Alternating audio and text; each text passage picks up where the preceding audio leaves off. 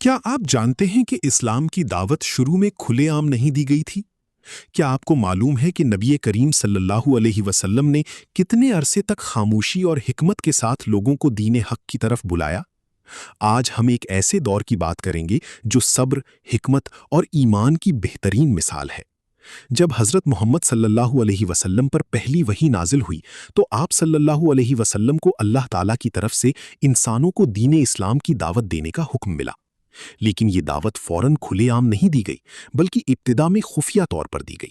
یہ دور تقریباً 3 سال تک جاری رہا۔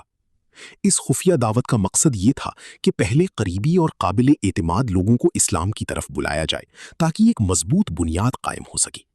سب سے پہلے ایمان لانے والوں میں حضرت خدیجہ رضی اللہ عنہا، حضرت علی رضی اللہ عنہ اور حضرت ابو بکر صدیق رضی اللہ عنہ شامل تھے۔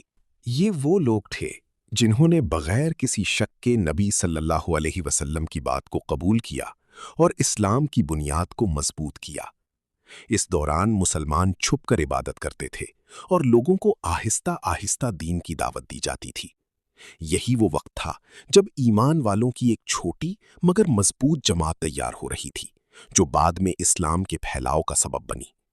تقریباً 3 سال بعد اللہ تعالیٰ کی طرف سے حکم آیا کہ اب دعوت کو کھلے عام پیش کیا جائے۔ پھر حضرت محمد صلی اللہ علیہ وسلم نے صفا پہاڑی پر کھڑے ہو کر سب کو اسلام کی دعوت دی، اور یوں دعوت اسلام کا نیا دور شروع ہوا۔